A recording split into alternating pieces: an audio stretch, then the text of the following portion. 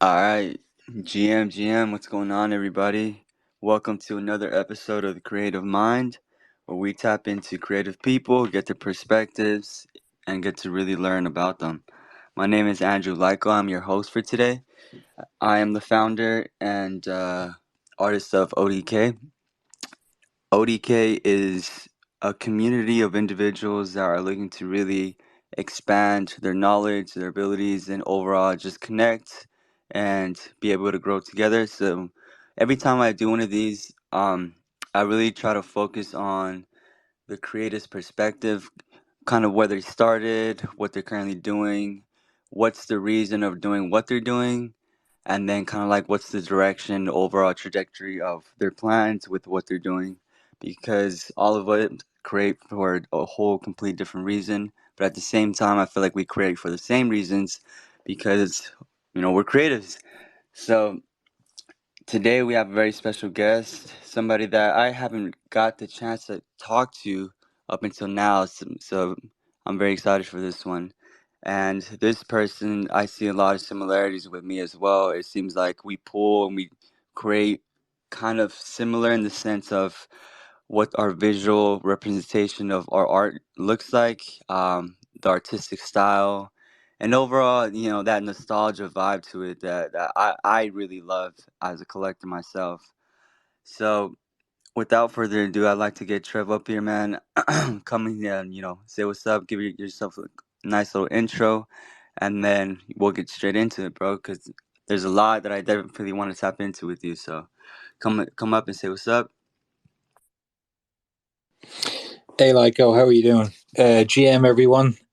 You know what? It's really cool right off the bat to hear you say that as well, because I feel exactly the same. You're definitely an artist I look at in the space and think, oh, we definitely share the same influences. We definitely have a very similar path in how we got where we are today. So it's awesome to hear you say that as well. So yeah, if you don't know who I am, my name is I make art under the name Trev. I'm a visual artist from Ireland. I primarily am now based in the Solana NFT space, but my background has been in graffiti and street art that eventually led to traditional art, and I became a freelancer for over 10 years. I've had the pleasure of exhibiting all over the world and curating shows. Regarding my style, it's bold, it's bright, it's graphic, and it mainly centers around lowbrow and pop culture themes. I grew up in the 90s, so cartoons and comics and B movies and punk culture plays a really big part in the art that I make now, and that all influences and informs the art that I make. That's me. Yeah, that's what's up, man. And that's what I love about art, the way it really binds people all over the world. Because you said you're from Ireland, bro. I'm from Cali, Mm-hmm. but we have those same similarities in the sense of, like I said, where we pull from, what we like, what we're into, and it really shows, right? So let's go ahead and take this all the way back. Young Trev, just starting out, as not a creative, like not as an artist, but just as a person, man. Like, what are some of the things that you notice about yourself getting pulled towards the creative side of things? Because as a kid, there's so many things that able to kind of get influenced by, but what made you really go towards the art side of things? If you can remember, maybe one significant moment or, era that you were really influenced by some, certain type of thing, whether it be family, friends, or something. What's your something that got you into it? Yeah, no, totally. I think for me, I grew up. Obviously, I'm from Ireland. Yeah, I grew up in a part of Dublin, in West Dublin, called Ballyferma, and it was one of the most impoverished areas in the entire country. And I grew up in a very working class family, and art wasn't a thing, and we never talked about art. We didn't understand it. It wasn't our world, and but I read a lot of comic books, and I was, I watched a lot of Saturday morning cartoons, and that's how I started to get involved in art. I used to record cartoons on VHS tapes, and then I'd play them back and I'd pause them, and I'd try and like draw the characters, like whether it be The Simpsons or Hey Arnold or any of those like cool '90s cartoons. And that was like my first intro to making art. Was like cartoons. It was always cartoons. I didn't understand. I didn't know there was like a fine art world. I didn't understand that there was galleries. My gallery was a comic book shop, and as I got a little bit older, it was like seeing guys with tattoos, and then all right, that's really cool. And then getting involved in tattoo culture as a young teen, and seeing that, and then getting involved in lowbrow culture, and by the time that I was an adult, I realized that all the art education that I was getting was coming from a very lowbrow angle, and it was coming from a lot of street art, a lot, whether it be like tattoo parlors or comic book shops or cartoons and stuff like that. That's where I got my education from. That's what I fell in love with, and it's that's where I began. And my earliest memory was I wanted to be an animator, but I didn't understand that word. I when I was a kid, I always said I wanted to make cartoons, and that's what I wanted to do with my life, and that's where I began. And yeah, and I guess it's something I've thought about a lot now recently, and I've talked to my brothers about it as well. The area we grew up in, it was you became a criminal or you got out of our area. And it's interesting because my oldest brother became like a triple PhD and is a respected lecturer now, but my middle brother, was spent time in prison and was involved in a lot of shit, and when I was coming up as well, it was like, yeah, I was not interested in any what was going on in the area around me, whatever was going on. I wasn't involved in it. I was just like obsessed with comic books and cartoons and just just art. And that's what really saved me, and that's what got me out of those kind of areas as well, was that just this love of art. I didn't want to be out messing around on the streets at night because I was just more interested in drawing. And that's really where it started for me.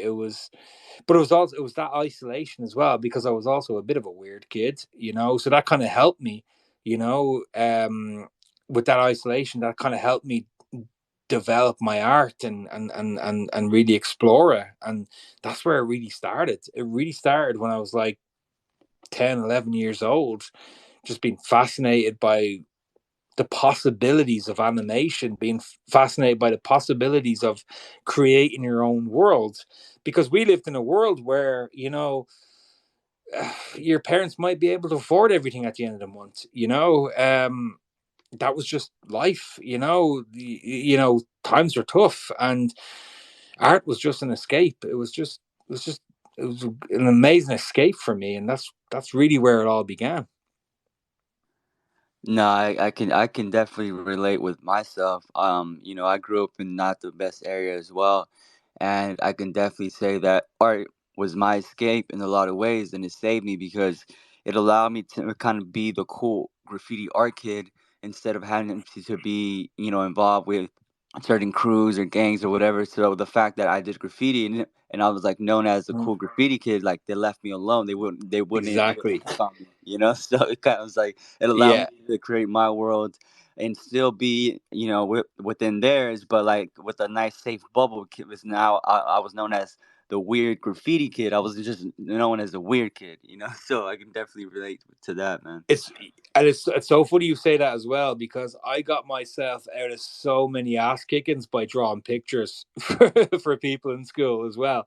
Yeah, you know, like I remember like we'd be like in detention, and then like the like toughest kid in school that everyone feared is like, "You draw?" And I'm like, "Yeah." He's like, "You draw pictures for my girlfriend?" And I'm like, "Okay."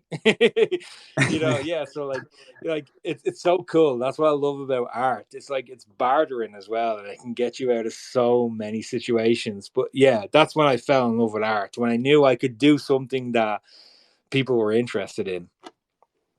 Yeah, it's a very interesting dynamic, man. Because I look back and I'm just like, damn, if it wasn't for art, like I would have definitely been in a lot more trouble, or I would have just got myself beat up all the time because it was rough, man. Like I remember there's a few times where you can just be out walking by yourself and there's just kids out looking for trouble and stuff, but if you're walking by yourself with a backpack and some spray cans in it and they're trying to mess with you like, hey bro, I'm about to just go attack that wall real quick, and you're like, oh damn, that's what's up, bro, that's so cool, and they just like go and let you do your thing. So definitely can relate, man. And this goes into one of the things that I ask a lot of artists nowadays, because I'm also a collector, right? I always ask, what's your reason for doing art?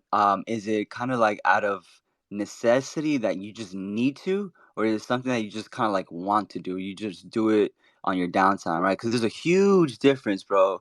And it sounds like to you, it's the same thing as with me and other artists in here. I'm pretty sure like Wetico can definitely relate is like art for us is something that we just kind of need to do. Like if we don't do it, bro, it's just there's just something empty, right? It's kind of like become an addiction, but in Yeah. to some degree like a healthy addiction because it's art. It's just like you're creating something out of nothing. But that's definitely something I ask artists, you know, when I'm looking to collect because I want to find the artists that are kind of like me. They have that necessity, that drive to just fucking create. It doesn't matter what they're doing. It doesn't matter if their style changes over time, but it's just that need of like, bro, if I don't make something in the next few hours, like I'm about to go crazy. It's like I like finding artists like that. So it sounds like you have that same similar drive. Would you say? Oh, dude, 100%, 100%. Yeah. I mean, like, to me, like, I mean, I suffer with, like, I don't overly talk about it in Web3 a lot, but I suffer with my mental health, and I've suffered with my mental health since as long as I can remember. And art has always been there for me, and it's always been something that helps me escape. I'm sure that, like, you know people who are listening now feel exactly the same. It's always been that for me. It's always been like, I mean, even now, like, it's like, if you don't go, if you're really into going to the gym and you don't go to the gym for a week, you have that you have that feeling in you there. It's like, oh, I haven't gone to the gym, and it hurts. And if I don't draw, I get that feeling as well. Like, I mean, I've learned now that if I'm really stressed, if I'm really upset about something, the best thing I can do is go and just take my sketch pad out and start drawing, and draw my emotions out of me until I'm no longer upset about something. And I've been doing that for a very young age. And it was my older sister who taught me how to do that as well. Like, because she kind of identified that not I was suffering with stuff, and she was like, just concentrate your mind on drawing, and this will make you feel better. And yeah, it's always been a source of just comfort to me to be able to create my own worlds and have complete, authority over them. And yeah, it's always been there, and it's always been a source of, and there was a lot, especially in my early 20s, where I never thought I could have a career with art. So I just thought art is therapy. So I would work normal jobs, and I would just draw, and I'd carry sketch pads in my pocket with me, and just even make the minute little tiny drawings. But I always just needed to just draw, like, just having a pen or a pencil in my hand and being able to just make lines just really relaxed me. And especially being because I'm autistic as well, and being in big crowds and being in certain situations, it was always nice to have like a sketch pad and a pencil with me. And it's just always it's always been my north star. It's always what calms me down, or makes me feel even happier. It's something I have to do. And even now, like, my wife will say to me, she's like, you're being tetchy, or you're being short. It's like, go draw or go sketch in your pad for like 40 yo, minutes and then yo, come back to hey me. man, go get your pad, bro. You're not Yeah, getting that totally. movement.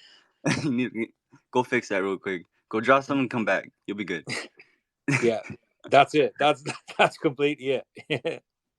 Nah, that's funny, bro. Do you ever get that feeling of like those moments where you're drawing something and it's just coming out the way you want it to, and then you just realize, damn, bro, I'm like a mastermind over here. Like I'm literally creating something out of nothing. my own world, then like there's certain people that like it, want to be part of it. Like when you start to think about it, like how crazy that sounds, and how amazing that is. It's just like I don't know. I start to feel kind of like damn, like, not like an evil villain, but just like that mastermind, like little moment, like damn, that's what's up. Like people really like my world. Like this is insane. Yeah, I get that. Like, I'm like, I definitely get moments where, like, damn, I'm the hottest thing that's ever happened to Solana, and then 5 minutes later, I'm like, you're a Yeah. piece of shit. You know, like I get those moments, but they're followed by like just like days of you are worthless. I definitely get them. Yeah, It's a nice little balance. Yeah, I feel you. I it's a feel you. yin and a yang, all right. Totally worth it though for those 2 seconds. Like, aha, I'm a genius, and then a One whole week, hundred oh percent. damn, I'm Yeah, not totally shit. worth it. That's Totally worth it. funny, man. All right, so let's talk about. Let's see. We got the sense of Trev, right?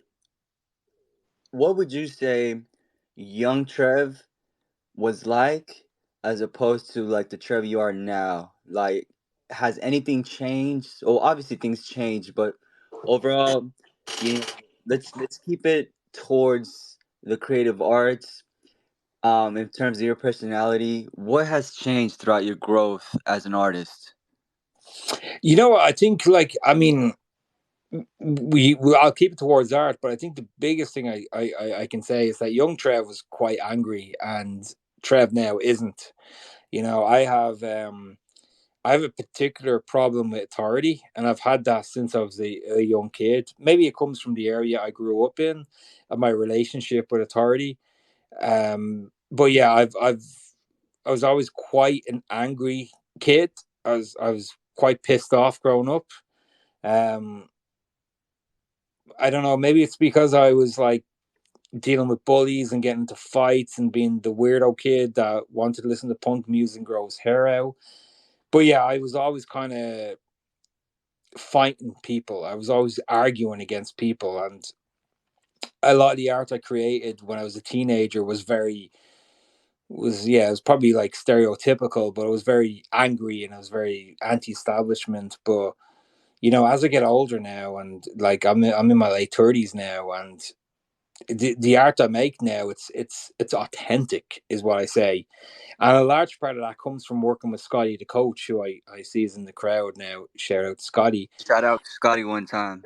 Yeah, he's a creative whisperer, and I got to the point where, yeah, I mean, I was making art as my living. I was a full-time freelance illustrator, and I was able to pay my bills from making that kind of art. And but I was sick of it, and I was ready to quit it. And I think working when I worked with Scotty, he really helped me tap into the art I really, really, really, really want to make, because I was coming from the position that I have to make abstract art, or I have to like change and curate my art if I want to get it into galleries or if I want people to like it.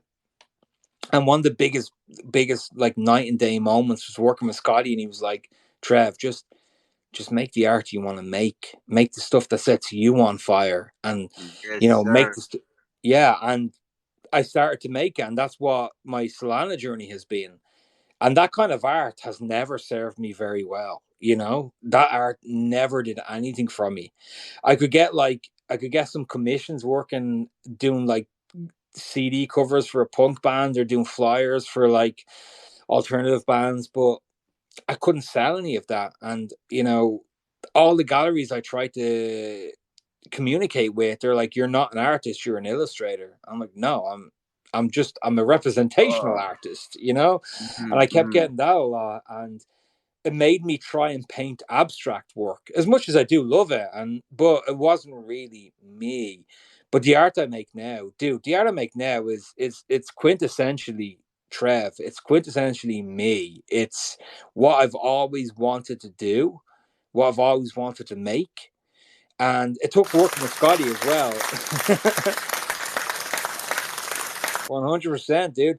But it took working with Scotty to pull that out of me, to be like, take a chance, make the kind of stuff you always wanted to make, and see what happens. But yeah, I mean, I feel like the art I make now, dude, is it's uninhibited. It's all I've ever wanted to do. Everything else I feel that comes before, if you look through my Instagram, my website, it's like has an asterisk next to it. You know, it's like it's what I like, but I've tweaked it to appeal to somebody else. But what I do now doesn't appeal to anyone. It's just me. And if you don't like it, you don't like it. Move on. You know. So I think as I get older now, and my art back then to now, as I'm more self assured in my art. You know, it's what I do, and it's me, and I'm happy. You know, I'm. It's not the best. It's not the worst. You know, it's not everyone's taste, but it sets me on fire, and I get excited when I sit down at my drawing table or at an easel or at my iPad, but I get excited to make the art that I make now because it's quintessentially me. And I couldn't say that for a long time, but I can say that now.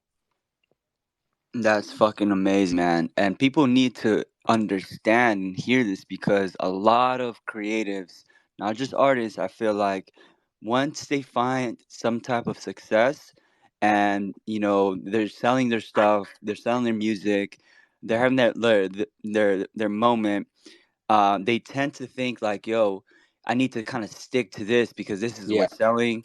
And if I deviate from this, I'm gonna be risking it. But the fact of the matter is, like, you just need to create what you want to create. And a lot of the times, also, working with galleries or art dealers, like, I'll say this much, bro. Nobody gives a fuck about your art like you give a fuck about your art. That's just the hmm, reality of it. The sooner that you understand that, the easier it's going to be for you to kind of like push forward at the way and the rate that you want to push forward because they want you to create stuff that's going to sell at the end of the day. yeah, They don't really care. Like, yeah, they might like the art, but the reality is they're trying to sell your stuff and they want the stuff that's selling, and for you to yeah, be like, yeah, you know what, that was fun, but like I want to do this now.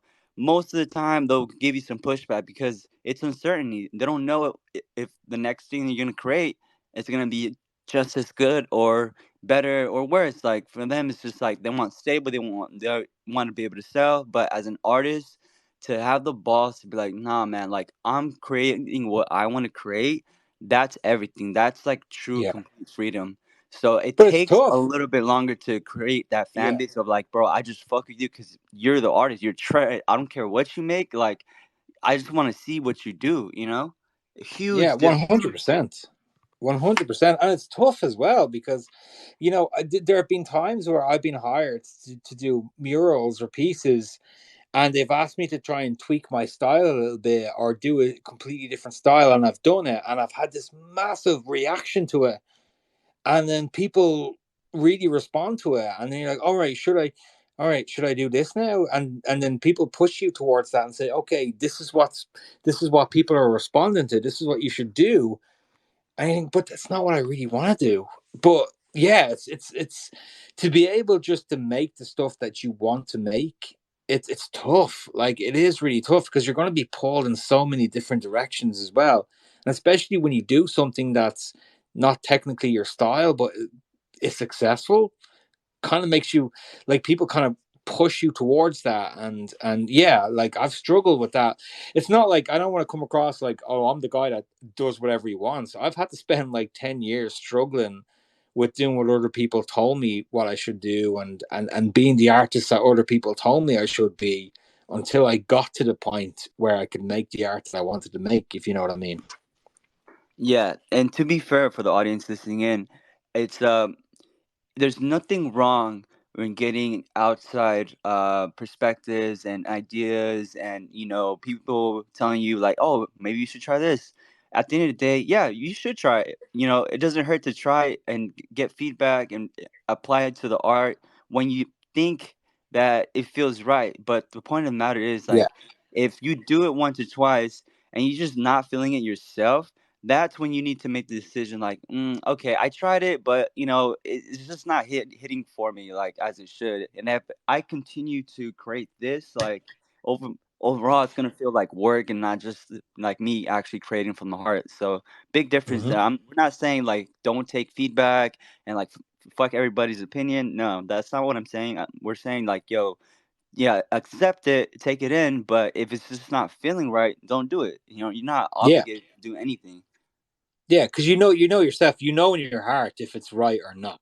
You know, like I mean, people can direct you, and they could be giving you fantastic advice, and they can help you develop your style and direct you in somewhere that's amazing. But like you said, you know in your heart if what you're doing is not setting you on fire or is not, you know yourself. And what I was doing wasn't setting me on fire. But for a lot of artists, like having direction and having people kind of tweak your work can be very helpful. But for the kind of art I wanted to create, I think it was so illustrative that when I worked with galleries, they just keep fighting it. So yeah, but I get your point. But yeah, yeah. Um, it took me a And while to create what I wanted to do. And you know what's absolutely insane to me? And this is another reason why my mission is ODK, to really bring a different type of setting in a world where artists can thrive. Because, bro, I've been with an art dealer for about 2 years now, right? I've worked with galleries as well. And you know what's wild to me? Not one of these people have ever asked me why I create art. Not one of them, man. Hmm. Like, when I Yeah, really sit down and think about how insane that is, like they haven't even, they probably have no idea why I do what I do. They just accept it for what it is, and they just like do their thing with it. But like, not one of them actually sat down with me and was like, "Hey, man, like, why do you create? What's your yeah, thing? Like, where do you pull from? And yeah, like, what's your perspective on things?" They just like, oh, "Okay, that's art. That's like, oh, cool. Boom, they sell it." I'm just like, "What the fuck, dude? yeah. Like." You guys have no clue why I'm doing what I'm doing. So it's Oh no, so but insane, bro. yeah, yeah, I know. I learned from early on that not everyone who's involved in art is involved with it for necessarily the same reasons why I make art. I understand that like art is a business to a lot of people, and and you obviously you clearly know as well when you work with galleries and you work with print houses or you work with any of these people, you realize that like it's really interesting. Like art is not a passion to a lot of people, or art is a means to an end to some people, or art is kind of a passion. But yeah, you feel like there's so many levels of people who are involved in this game for so many different reasons. And yeah, and that's, you learn that very fast when you start working with galleries and working with print houses and you start working with the big machine. You realize that yeah, like I might be here for very quote unquote pure reasons, but not everyone here is is here for the same reasons. Not at all, bro. I learned that in that world, I'd say the art is about 40% of the equation. Like Yeah. literally. So, Hmm. man, I don't know.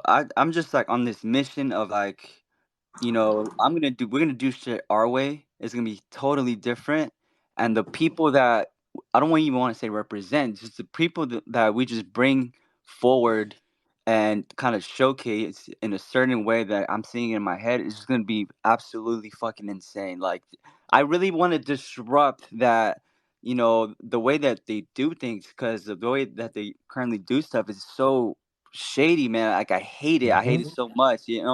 But I also understand that in order for me to change things, I need to do it from the inside out. Like, I need to be Yeah, in that as deep as I can, because that's the only way I can really infiltrate and really start to change shit. 100%, dude.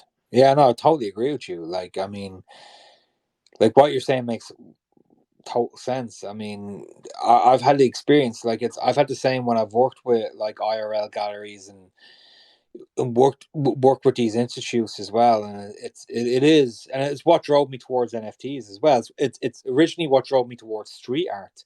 I mean, I started painting graffiti as a teenager just because I was an asshole teenager who you know hated everyone and wanted to piss off people. So I just tagged my shit all over my city. But when I started to get into street art and I was painting street art, it's you know it felt more like okay, I'm doing something more creative. It's not just about destruction, and it's about like leaving a mark and leaving a message for people to communicate with. And the reason why I felt so deep into it was I was doing paintings at the time as well, and I was taking them around to galleries, and I'd say, "Hey, I'm an artist, and here's my paintings," and they would say, "You're not an artist, you're an illustrator," and and that used to piss me off so much. And so I was like, okay. So I'd go and I'd just paint my stuff on the street, and I would, I'd rock up to a wall, I'd paint a piece, and then I'd start to, For I would start to. Sorry, go ahead. for no, real quick. For those who are not familiar with the experience of being a graffiti artist, like you and I are, can you kind of take the viewers and listeners through that night, right? Like, what do you do to prep? Like, what it is like? How do you feel in the moment? Like, take us through that scenario of you getting ready Yeah, to go out and graffiti at night. dude, that's a really good question because you hit on something there because painting graffiti at night is energy over style. And that's how I've always thought about it. And that's how the people that I hung out with thought about.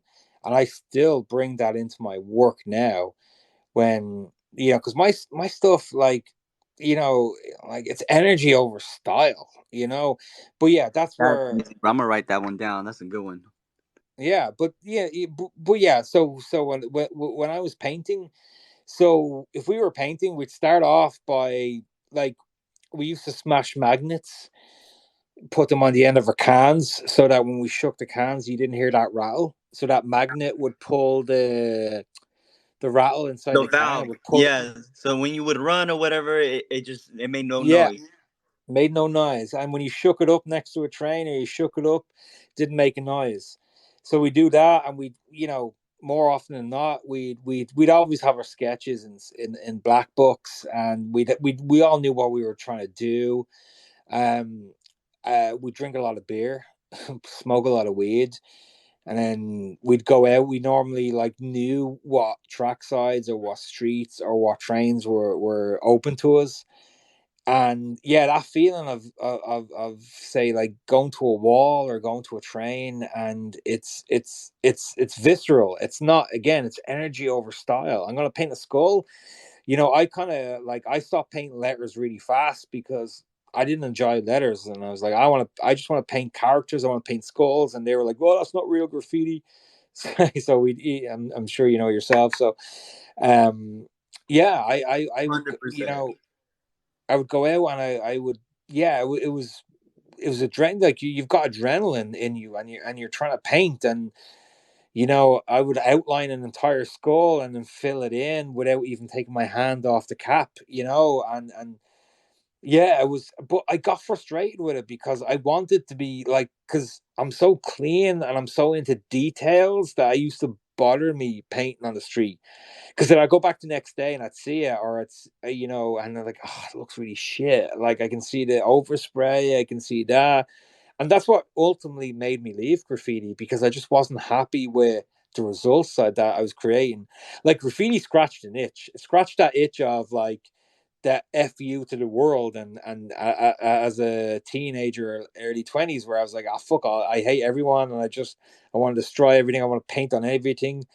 But as I got a bit older, I was like, nah, I want to show people my skill. I want to show people I can draw properly. I want to show people that I've got skill. And that's when I started to move away from painting illegally, because it never produced good results. I wanted something that I could labor over.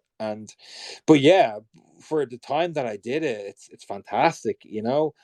And when I was living in Berlin, I used to do graffiti walking tours, and oh man, every day I'd go out and do and talk about it, and I just, that itch to get back on the trackside or get on a rooftop, or just the paint, it was always there. Like I don't think it's ever going to go away. I think, and yourself as well, I think for anyone, I've always said to people who don't understand graffiti, if you don't understand it, paint your name 6 feet high, like 10 feet across, and it will change something in you.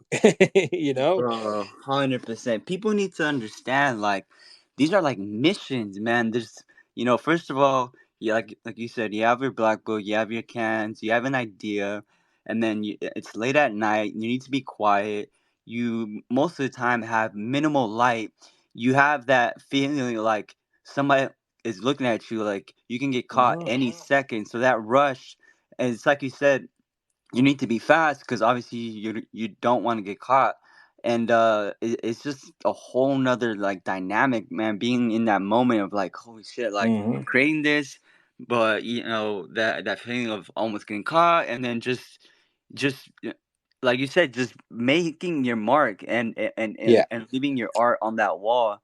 And it's interesting that you say that you start to do characters instead of lettering, because I'm the same exact way. Like, I started to do characters, but in conjunction with like the letters. So instead of just doing like a throw up, like just a name, I would do a name, and then I would tie like the name to, like, let's say Mario about to explode it with a TNT, and that would be Yeah. like the Totally. piece. It just shifted it. But yeah, it's a whole nother experience going out there and graffitiing for the first time, because Yeah. it'll literally change your life.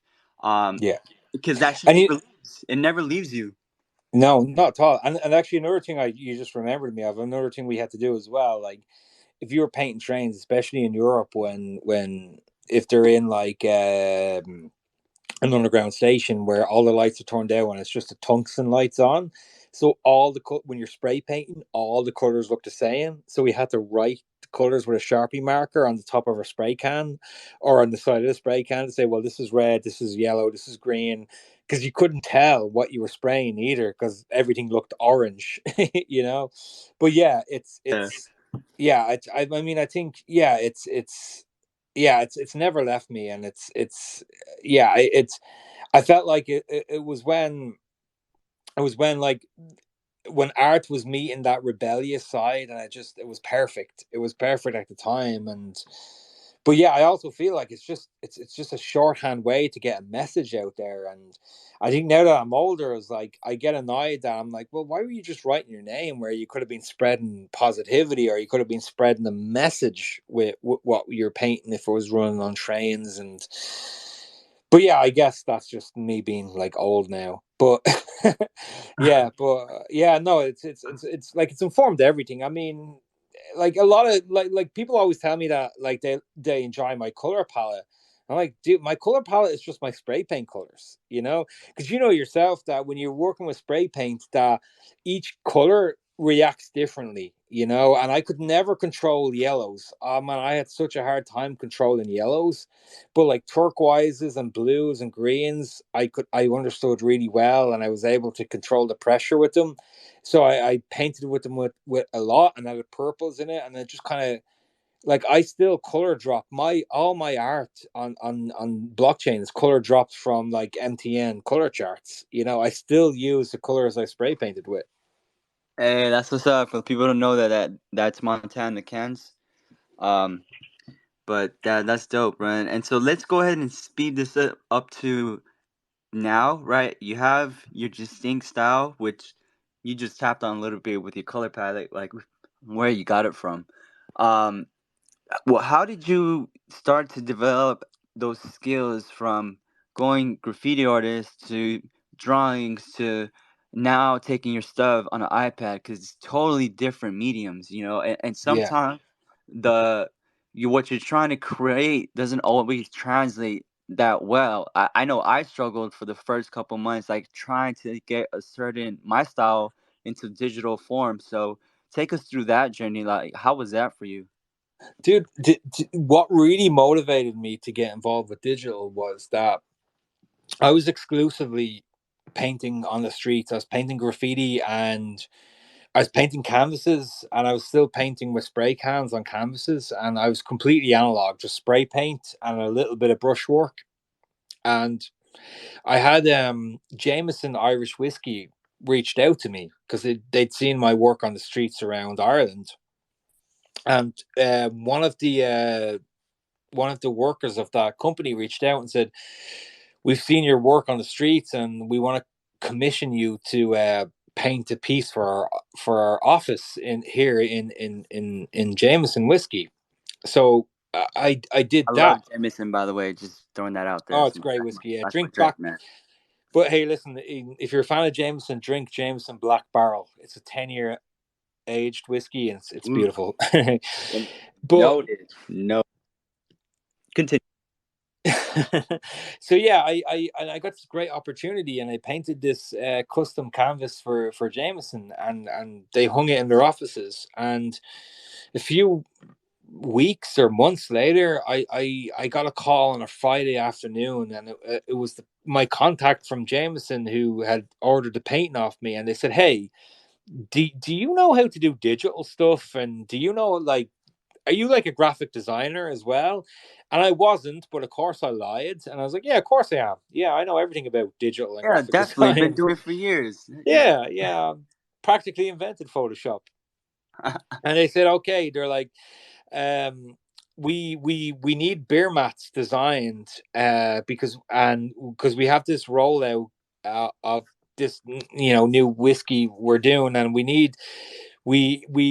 have all these events happening over across the country in the next week, and we need beer mats designed. But can you get them to us? And this was a Friday afternoon. They're like, can you get them to us by Monday morning? And they're like, we've had this, the artist or the illustrator we were working with, they've dropped out. Can you do this? And I was like, yeah, of course I can. 100%. I'll get them to you at 8 a.m. Monday morning. And I hung up the phone. I was like, oh shit. I don't know what I'm doing. I don't know anything about digital. What did I just sign up for? But I figured, like, I'm I'm a lazy fucker, and I'm like, this is how I'm gonna learn, right? Okay, this is how you learn how to do it. So I literally what I did was I just got a giant A2 page, and I ruled out the dimensions of the beer mat, and I start drawing and doodling and sketching. And once I figured out what I was going to do, I put a clear sheet of acetate over it, or just clear plastic like you would for an animation. And I took a Sharpie marker and I just drew it all. I just traced it all out, all my clean lines. I scanned that into a computer. I didn't even have money. I couldn't even afford. I'd already done a trial with Photoshop, so I couldn't even afford to buy Photoshop or Illustrator. So I used GIMP, which is the online program, and I just scanned my my line work into GIMP, and I colored it on GIMP, and I had some friends help me out a little bit. And I 8 a.m. I delivered those files, and then they printed them, and those bear mats went all over the country. And it was like, yeah, okay, I did it, easy. Now, okay, so how do I figure out how to do this properly now? Because I figured, well, this is the future, Trev. You can't just think you're going to make a living with a spray can. So that's when it kind of, after working with James and after having that like trial by fire, it really spurred me on to try and learn digital. And that's when I started to mess around with Illustrator and Photoshop a lot more. But I never really liked them because I felt like I wasn't drawing. And I was like, well, I like to draw. And it was only when Procreate came around that I was working with an interface or a software. I was like, oh, wait, this feels like I'm just drawing in my sketchpad again. And that's when it really kind of started to take off. And that's when I really started to develop my digital skills. And then I was like, all right, I can take it back into Illustrator. I can do what I need to do here. But ultimately, now I have this really cool software where it doesn't feel like I'm being digital anymore. And that's really where it took off. And it just continued from there. And that's when I started getting a lot more offers to do like flyers or posters or do more like event stuff for people. And that's when digital illustration really took off for me. And that's when I'd literally do anything for anyone as long as they were willing to pay me. But that's where I started, and that's where I really got my education in digital. So when I came around to Solana and NFTs, I was very much immersed in it, and I was in love with it as well because it was like I can do all these really really cool things that I can create half the pace. And but yeah, that's where it ultimately all came from. It was literally that one job working with this big company that I just lied through my teeth and said I knew what I could do and had to figure it all out. But that's literally where I came from. Bro, that's absolutely incredible. And hearing that story, there's two things that I want to throw to the audience, and it's to start before you're ready, and then learn to use what you have. If you apply those two things, no into whatever that you're doing, guarantee you're gonna get some results. Um, and that being said, we have about 10 minutes left. So if there's anybody that has questions or wants to come up here, this is a time to start requesting. Um, but Trev, man, absolutely insane. And you know what's it's funny because the more I get to learn about you, bro, it's like we're living the same life, just in a Yeah. different place. Because for you, it was Jameson. For me, it was Jägermeister. But I have a similar experience, so it's just so funny, bro. Like No, the no, the 100%. pattern. You know what I mean? Yeah, because I look at your work as well, and I'm like, because I have been following you in the space for a while, and we've never properly connected. And you've always been somebody that I've had on the long finger as somebody that I do want to have a conversation with that dude because I feel like we will connect.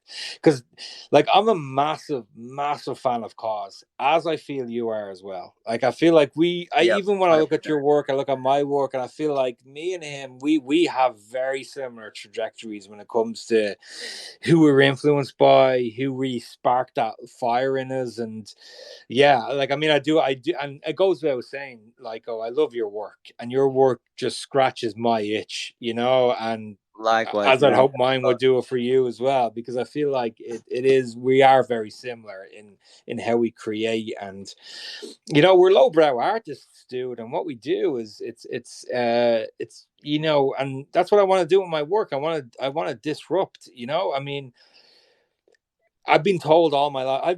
I was rejected from 4 different art schools. I was told I'm not an artist. I'm an illustrator, and I'm like, well, what is an illustrator if they're not an artist? I just kept refusing to.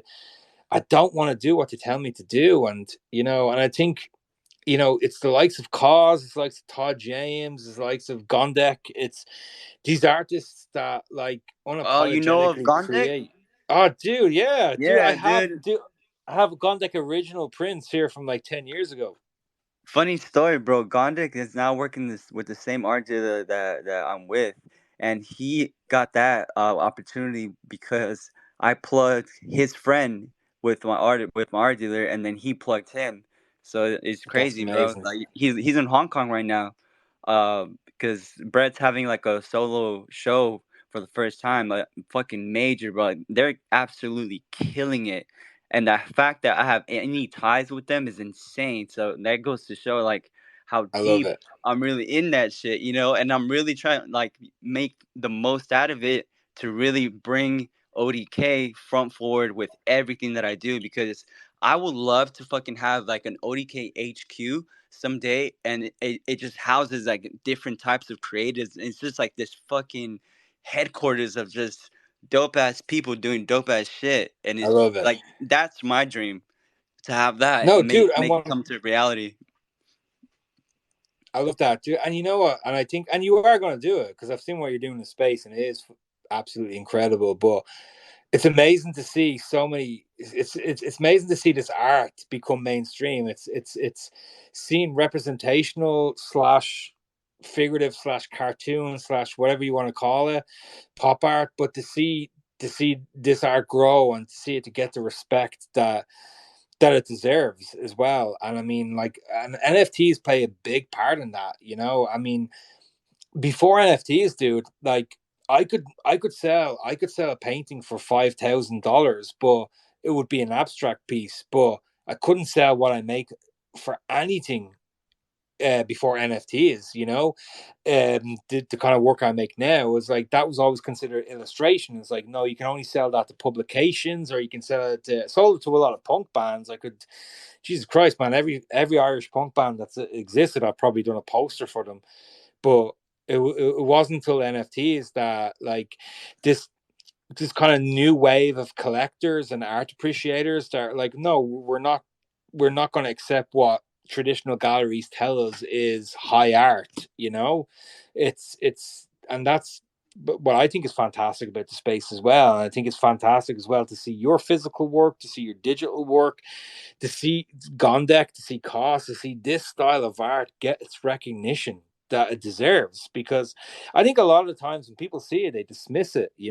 I mean, I've been to cause exhibitions where where they have the little book where you write notes in the exhibition, and I flick through, and all it is just people saying this is cartoon bullshit, and it's like, no, like Yeah, you either yeah. get it or you don't. It's style, it's Hmm. energy over style. It's energy. Exactly. And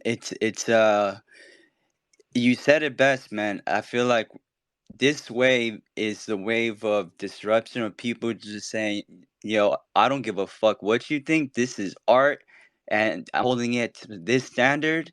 And like the right people just tend to find it, and then things just start to happen, man. You have a lot of people nowadays, especially collectors, they're getting younger and younger. So the way that they collect is completely different as opposed to how people Mhm. used to collect back in the day. You know what I mean? Most of the time, most collectors up until now have been older type of people, right? But now you're Yeah, getting a new wave of new young millionaires and billionaires that they collect totally different. So new opportunities are being presented in today's time that other people didn't have. Other artists didn't have these type of opportunities before. So it's yeah, amazing time, bro, to be creative. I think we're about to hit that wave of just like we truly thrive in our way, and not in their way. Um, but yeah, dude. That being said, before we close this out, let's. What are you currently working on right now? Like, what are you currently doing? What can there's some alpha you can throw out us real yeah, quick for yeah. for No, sure. no problem, no problem. Right now, like I finished my second collection, and I spent the last few weeks just doing a lot of commissions and a lot of collaborations. I've been working with. I did a piece for Scum with Marshies. I just finished a piece for Xenoverse. I did a piece for Darren Mullet. So I've been very much just like enjoying not having a collection to worry about, and enjoying just like working with creative minds and working with people that I really vibe to, and who I think are doing good things in the space, and who I think are really cool to work with. And I've been doing a lot of that for the last month or two. But now, like my main goals, dude, now is I like thinking a lot about what I want to do. Like my from an early age, I always said I wanted to make cartoons, and that's still what I want to do. I want to make cartoons, you know. But now I'm like, as an adult, I realize, okay, I need to. I want to be an animator. That's what I want to do. So yeah, what my ultimate goal is, I want to bring episodic animation to the blockchain. Think about like episodes of Rick and Morty. I want to bring them to the blockchain. I want to bring episodes of shows, split them up, and you know whoever wants to collect them. That's what I want to do. So now what I'm doing right now is I'm kind of reverse engineering it, and I'm like, okay, what do I need to do to get where I want to be? So right now I'm learning animation. I'm upskilling my animation. I'm trying to move off Procreate to move to software like Toon Boom Harmony. And while I'm doing all that, been working with Scotty, the coach down there, and what I'm planning to do for the next while is I'm creating this collection where it's like when you used to go to the carnival and you'd see the fortune teller machine where you'd put like a quarter into it and it would tell you your fortune. I'm creating a collection like that where every few weeks this fortune teller machine type thing will create what I'm going to do is I have so much art built up and so much pieces I've created, so many animations I've created that I haven't shown to the world. I haven't done anything with, but I really want to show them to people. So I'm going to create this collection where it's like a gumball fortune teller machine where every few weeks a little gumball will drop into the slot, and it will either be a one of one, or it'll be an addition, or it will be something else. But I'm planning on having a lot of fun with just creating the kind of art that I want to make, whether it be an animation or a still or an addition. I'm just dropping it, and I'm gonna do it with this collection. I've titled it the Gumball Collection, but it will have a name. Will have a proper name pretty soon. But that's my plan now for the next few months is to drop work that I'm really psyched about while I'm building my skills in the background as well. And then people who collect that work, then when my skills come to fruition and I can release episodic animation or all these wild ideas I have, all the people who were collecting as I was building it are all going to have like whitelist and like first refusal. Uh, so yeah, that's why I don't know if I was rambling, but yeah, that's what my No, no, plan you're is. good, man. That's a really sick concept, and can't wait to see you bring that to life. Man, bro, Trev, absolutely insane, dude. You're a beast. Before we close this out, I'll always like to end it with this question. So, if you can go back in time and and talk to young Trev, what would you tell him? Oof. Probably not to do so many drugs. But no, reality, you know what? It probably sounds cheesy, but I think the best thing I could tell myself as a kid is to be authentic. I think when we're younger, we're chasing, we always, like, I mean, come on, like as teenagers, we're all self conscious, we're all this, that, and the other. And I think that when you become like older, like I'm in I'm my next birthday, I'm turning 40. I'm 39 right now, and it's wild for me that I'm turning 40 Nah, in a few you're months. 39 turning 20, bro. That's Yeah, wild. yeah. 100%, dude. And now I create for myself. I do everything for myself, like everything from top to bottom. When I wake up in the morning, I don't care what other people think about me. I only care about what my loved ones think about. I only care about my wife, my dog, and yeah, I think I lost so much time to caring about what other people thought about me, and I lost so much time to caring about the world perception of me, that if I could talk to myself, and it's probably cliche, I think we'd all probably say the same. I just tell myself, just make art, make the art you want to see. Like my North Star is I make the art that 15-year-old Trevor needed to see. That's what I do. And if I could talk to that 15-year-old guy, that kid, I would say, dude, you don't need to impress anyone. You don't need to, you're not, you're enough, and you're worthy, and you're enough. You don't need to impress people. Just make the art that you love, and care, nurture and care about the things that you care about, and forget everything else. And don't hurt anyone, of course, naturally, don't hurt anyone, but as long as you don't hurt anyone, just care about what you care about and nurture the things you care about and forget about everything else. Nothing else matters. It's all noise. And as you get older, and I'm sure people who are listening, as you get older, that noise reduces a lot more, especially when you get older, you get married, you have kids, and you realize it was all silly. That's what I tell myself. Just be yourself, and stop pretending. Stop pretending to be something that you're not, and stop trying to fit in with people. Stop masking. You're a weirdo artist. Go be a weirdo artist. There you go. You're a weirdo artist. Go be a weirdo artist. I love that. Trev, man, absolute fucking pleasure. Thank you for taking the time. And you already know we're gonna make something happen, man. It's just like Oh, only a matter of 100%, time. dude. This We is need to jump on a private good news. call. We need to talk more. We need to drink Mhm. some beer, smoke some weed, and Everything, bro. All of that yeah, and some. So again, absolute pleasure. Thank you for taking the time. I want to thank the audience for tuning in and rocking with us for this hour. Much love to you guys. You guys know where to find us at One Dope Kids. My name is Lyko. Trev, again, bro, absolute pleasure. I want to wish everybody a great fucking weekend. Stay safe, stay creative, and stay dope. Much love to everybody. appreciate it. You're awesome. You Thank you, too, dude. man. Yeah, Appreciate you. anytime. Much love.